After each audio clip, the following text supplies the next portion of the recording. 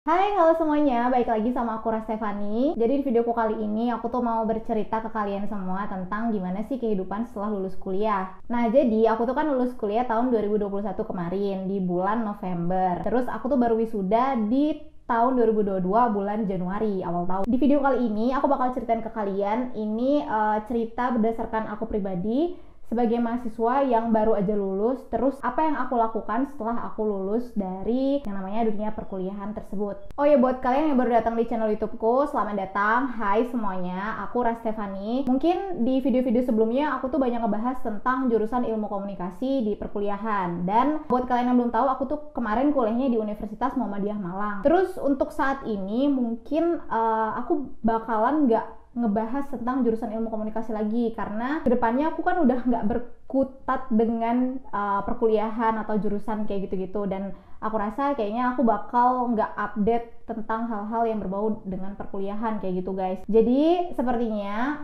ini adalah video pertama aku setelah sekian lama aku udah jarang banget upload video, dan mungkin menjadi video terakhir yang ngebahas tentang perkuliahan gitu-gitu. Tapi sebenarnya ini bukan video tentang perkuliahan sih, cuma lebih ngeceritain gimana ceritaku setelah aku lulus kuliah. But it's okay, buat kalian yang tetap mau menikmati video-videoku sebelumnya, monggo bisa ditonton. Oke, jadi aku bakal flashback ke masa dimana aku baru selesai sidang skripsi. Jadi sidang skripsiku itu lumayan memberikan pengalaman yang super duper wow gitu ya, karena kan kalian tahu sendiri lah kalau misalnya mahasiswa itu udah mau selesai kuliahnya, otomatis dia harus mengerjakan namanya skripsi. Dan kalau misalnya mahasiswa tersebut males-malesan dalam mengerjakan skripsi, itu bisa jadi nanti lulusnya telat atau nggak tepat waktu kayak gitu ya. Emang bener sih kalau misalnya kalian males dalam mengerjakan skripsi, ya emang kayak gitu konsekuensinya. Dan untuk video tentang cerita perskripsian aku udah pernah buat, mungkin kalian bisa tonton videonya, nanti aku kasih linknya di sini atau di sini, kalian bisa tonton video tersebut. Itu cerita tentang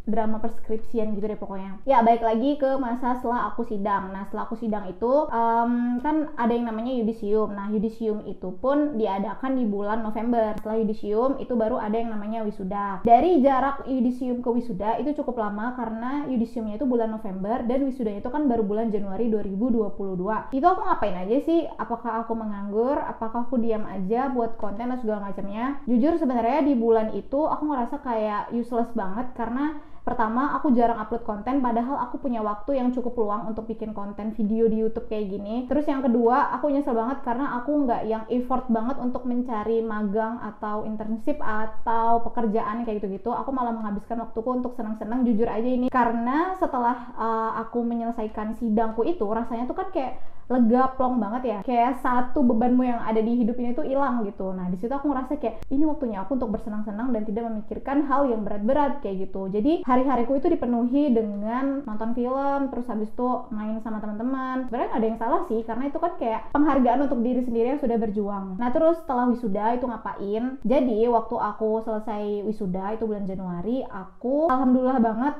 cepet gitu loh dapat kerjanya. Jadi aku nggak yang nganggur lama. Biasanya kan ada orang-orang yang habis lulus kuliah dia tuh nganggur dulu setahun, bahkan ada yang sampai 1 tahun lebih kayak gitu. Nah, alhamdulillahnya aku itu langsung dapat pekerjaan, dan pekerjaannya itu di Malang. Nah, pokoknya di awal Februari itu aku dapat pekerjaan, dan kerjaannya itu juga bisa dibilang ya selaras sih sama jurusan yang aku jalanin waktu kuliah. Jadi aku tuh kerja di bagian konten strategis.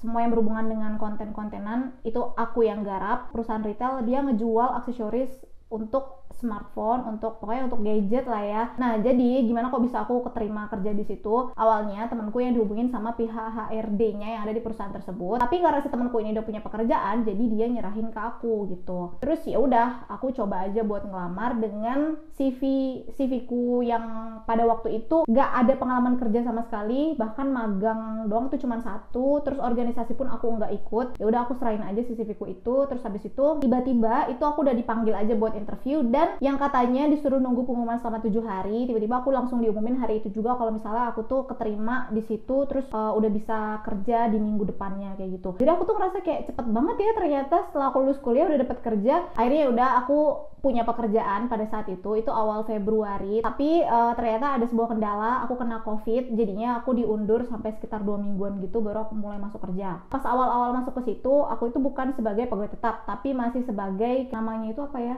probation. Pokoknya setelah aku menyelesaikan masa probation 3 bulanku itu, aku bisa lanjut untuk kontrak menjadi pegawai tetap di sana. Kontraknya itu 6 bulan, setelah itu baru dikontrak 1 tahun kayak gitu pokoknya. Nah, terus ceritanya setelah aku tahu gimana rasanya bekerja, itu sebenarnya kayak ternyata gini ya rasanya kerja. Dulu waktu aku kuliah, aku pengen cepet-cepet lulus, aku pengen cepet-cepet dapat kerja, ngasilin duit sendiri buat belanja kebutuhan aku sendiri kayak gitu-gitu. Ternyata setelah dilalui kayak yang oh my god, ini tuh sungguh berat banget guys. Oke, jadi sebenarnya di pekerjaanku yang ini itu aku nggak ngelanjutin masa probationku. Maksudnya aku tuh nggak ngelanjutin masa kontrakku. Jadi setelah probation 3 bulan itu aku memutuskan untuk berhenti gitu. Sampai saat ini di bulan Juli ini aku belum ada pekerjaan sama sekali. Tapi aku berusaha untuk mengisi waktuku, mengisi hari-hariku dengan hal-hal yang kayak berguna gitu lah. Jadi selama di rumah ini yang pertama aku berusaha untuk selalu bangun pagi olahraga, karena dengan olahraga itu aku ngerasa kayak lebih semangat gitu loh untuk beraktivitas.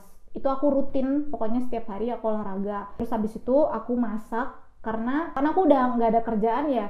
Yang mana dulu waktu zamannya masih kerja aku harus berangkat jam 7, pulang jam 5, jadi waktu buat olahraga dan masak itu nggak ada. Terus yang ketiga, aku ikut kursus, aku ngambil kursus bahasa Inggris, dan kursus bahasa Inggrisnya ini online, jadi nggak perlu datang ke kelas. Itu cukup murah sih, kayaknya kursus online itu lebih murah dibandingkan dengan ikut kursus ke tempat les-lesan yang datang gitu loh. Karena menurut aku kalau misalnya kita mau mencari pekerjaan dan kita punya kelebihan di bidang bahasa, terutama bahasa Inggris, bahasa yang sangat dibutuhkan dimanapun, itu kayaknya adalah poin plus. Terus yang keempat, setelah aku ikut les, aku juga punya rencana untuk ngerjain konten-konten di TikTok, lebih ke konten-konten fashion sih. Jadi karena aku itu anaknya suka beli-beli barang fashion yang ada di Shopee, jadi aku juga buat konten di TikTok dan Instagram Reels aku. Tapi untuk saat ini mungkin agak mandek ya, karena aku juga belum ada duit untuk ngebeli barang-barang di Shopee yang bisa aku review gitu.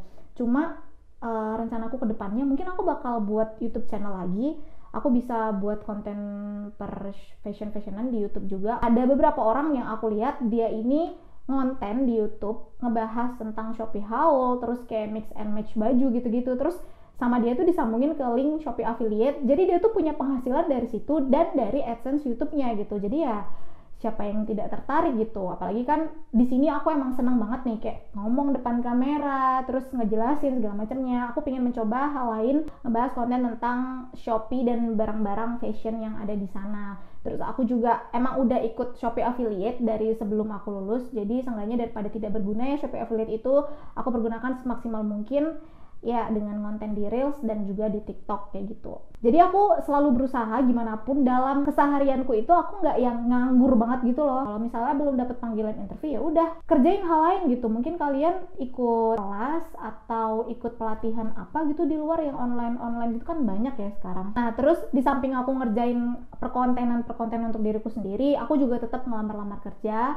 Aku lihat-lihat info lowongan pekerjaan di Instagram dan juga di LinkedIn terus, dan sebenarnya aku tuh punya rencana untuk pergi ke luar. Jadi ada ketertarikan tersendiri buat aku juga untuk pengen kerja di luar negeri juga. Cuman itu masih nggak tahu sih sebenarnya, karena aku juga masih belum lancar banget bahasa Inggris. Jadi seenggaknya di waktuku yang luang ini aku memanfaatkan untuk belajar bahasa Inggris juga kayak gitu. Nah sebenarnya udah sih gitu aja cerita aku setelah lulus kuliah, nggak ada yang spesial. Ini aku sharing aja ke kalian gimana sih rasanya ya enak sih guys setelah lulus kuliah. Tapi beban hidup itu jadi lebih bertambah karena kita semakin bertambahnya umur kayak banyak hal yang harus kita capai gitu loh. Jadi buat kalian-kalian yang sekarang mungkin udah di semester akhir atau kalian baru lulus, ayo kita semangat bareng-bareng. Jangan menyerah, rezeki itu udah ada yang ngatur. Selama kita mau berusaha, kita pasti bakal bisa ngedapetin semuanya yang kita mau. Kita harus menghargai namanya proses, kita harus tetap semangat. Kalau misalnya gagal, kita coba lagi. Oke, mungkin videoku kali ini segitu aja. Buat kalian-kalian yang menjadi penonton setia aku selama ini, terima kasih banget. Sekarang aku udah gak jadi mahasiswa ilmu komunikasi lagi, tapi buat kalian yang menonton videoku sebelum-sebelumnya, gak apa-apa, tonton aja. Dan kedepannya untuk channel YouTubeku ini, mungkin aku akan mengubah konten menjadi konten storytelling, karena aku udah punya rencana gitu loh. Aku kan ngefans banget tuh sama Nancy Judge, sama Nadia Omara, Detektif Aldo yang kayak gitu-gitu. Rencanaku aku juga pengen ngebuat konten serupa kayak mereka-mereka. Cuman aku nggak tahu aku bisa apa enggak. Semoga aja aku bisa.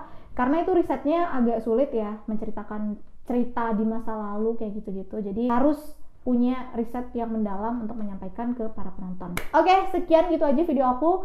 Ini udah cukup lama, ternyata aku kira bakal singkat. Buat kalian yang udah nonton video ini sampai selesai, terima kasih banyak. Dan untuk kalian yang belum subscribe, silahkan subscribe ke channel YouTube aku. Jangan lupa untuk follow Instagram aku di @rastefani. Oke deh, sampai jumpa di video-video aku selanjutnya, and see you.